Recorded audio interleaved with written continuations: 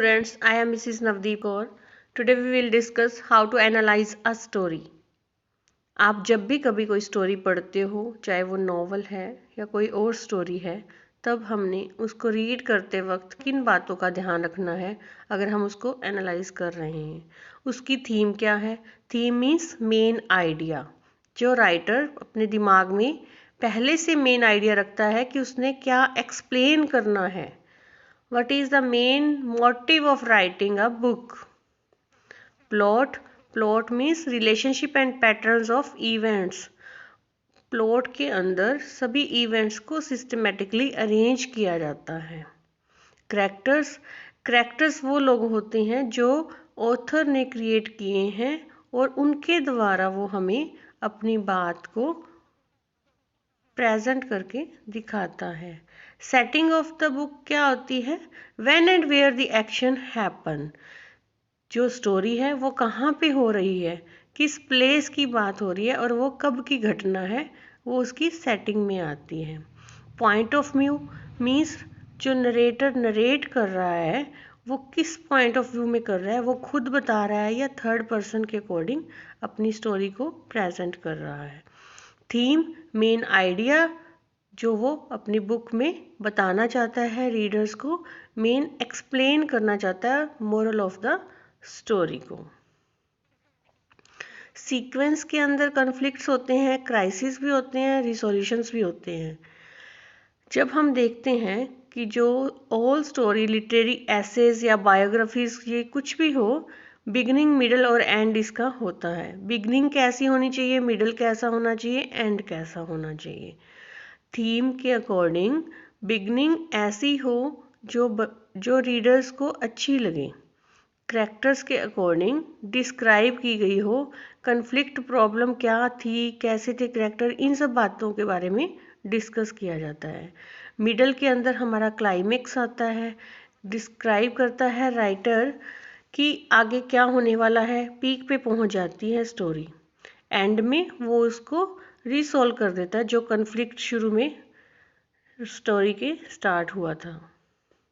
Plot construction में ये इसकी पोजीशंस होती हैं, राइजिंग एक्शन, उसके बाद फॉलिंग एक्शन, फिर लास्ट में रिसोल्यूशंस हो जाता है कॉन्फ्लिक्ट का। मेजर इवेंट्स कौन कौन से हैं आपको पता होना चाहिए, कैसे कैसे मेजर इवेंट्स आते हैं, उसके बाद मिडिल पार्ट में कौन से आते हैं, फिर एंड में कैसे उसका सॉल्यूशंस निकलते हैं। कन्फ्लिक्ट हमारी स्टोरी में पाए जाते हैं, किसी भी तरह से वो कन्फ्लिक्ट हो सकते हैं। Person versus person conflicts means एक पर्सन का दूसरे पर्सन के साथ कन्फ्लिक्ट चल रहा है।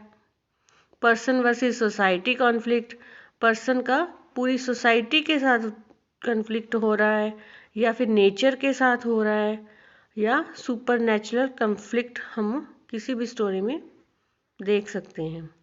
या फिर उसका खुद के साथ ही कन्फ्लिक्ट चल रहा है, वो अपने मन ही मन अपने आप से कन्फ्लिक्ट कर रहा है।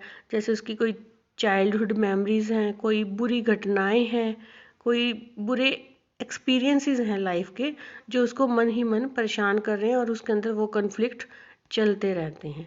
करेक्टराइजेशन में हम देखते हैं कि मेन प्रोटैगोनिस्ट होते हैं, एंटागोनिस्ट होते हैं, राउंड फ्लैट डायनामिक करेक्टर्स देखते हैं हम।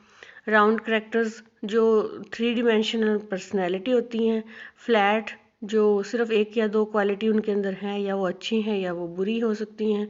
डायनामिक अकॉर्डिंग टू सिचुएशन वो प्रोग्रेस करता है। स्टैटिक वो अनचेंज रहता है, उसका कोई ज़्यादा वैल्यू नहीं है करेक्टर की बुक के अंदर। नॉर्मल वो अपना एक हल्का सा रोल अदा करता है और बस उसका यही काम होता है। करैक्टर्स के अंदर हम देखते हैं कि करैक्टराइजेशन क्यों ज़रूरी है। करैक्टर्स के द्वारा हमें पता चलता है कि वो क्या फील करते हैं, किसी दूसरे के बारे में एक करैक्टर क्या फील करता है, वो क्या कहता है, वो कैसा दिखता है। इन सभी बातों से हमें उसके करैक्टराइजेशन का पता चलता है कि राइटर ने करैक्टराइजेशन की कैसे है, कैसे उनको प्रेजेंट करके अपनी मेन थीम को एक्सप्लोर किया है। करैक्टर्स हम देखते हैं कि कैसे हमें कैरेक्टराइजेशन होती कैसे है।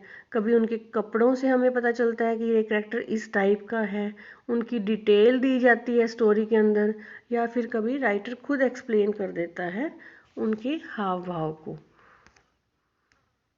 उनके एक्शन से हमें पता चलता है कि ये कैरेक्टर किस टाइप का है, उनकी चॉइसेस से पता चलता है कि कैरेक्टर ये अच्छा है या बुरा है। जो वो बोलते हैं उनकी स्पीच पैटर्न से पता चलता है कैरेक्टर किस वे में अपनी बात को प्रेजेंट कर रहा है, थॉट फीलिंग्स उसकी कैसी हैं, कमेंट कैसे कर रहा है। उसकी अपीयरेंस से भी पता चलता है कि ये कैरेक्टर की ये क्वालिटी है। थॉट्स फीलिंग एक्शन एक करेक्टर दूसरे करेक्टर को भी प्रेजेंट करता है। मीन्स एक करेक्टर अगर दूसरे करेक्टर के बारे में कोई बात कर रहा है तो वो दूसरे का करेक्टराइजेशन कर देता है अपने वर्डिंग से। ये टेक्निक्स होती हैं कि करेक्टराइजेशन कैसे कर रहा है ऑथर। सेटिंग के अंदर time period, geographical location, historical cultural context उस टाइम का क्या था, इन सभी बातों को प्रेजेंट किया जाता है रीडर के द्वारा, जिससे हमें उनके सभी बातों का पता चलता है कि वो क्या सिंबलाइज कर रही हैं, क्या उसने इंस्ट्रूमेंट यूज़ किए हैं, उसका मूड कैसे था जब वो सेटिंग अपने नॉवल की कर रहा है। तो ये सेटिंग के अंदर हमें उस टाइम का सभी कुछ पता चलता है कि कब कैसे उसने किस घटना को एक्सप्लेन किया है, प्लेस कौन सा था, उसकी लोकेशन क्या थी। तो हिस्टोरिकल भी हो सकता है, वो उस टाइम से रिलेटेड सभी बातें डिटेल में हमें पता होनी चाहिए। पॉइंट ऑफ व्यू मीन्स जो राइटर नरेट कर रहा है स्टोरी को वो किस वे में नरेट कर रहा है। फर्स्ट पर्सन यूज कर रहा है। फर्स्ट पर्सन मीन्स आई, वो I means I explain the whole story.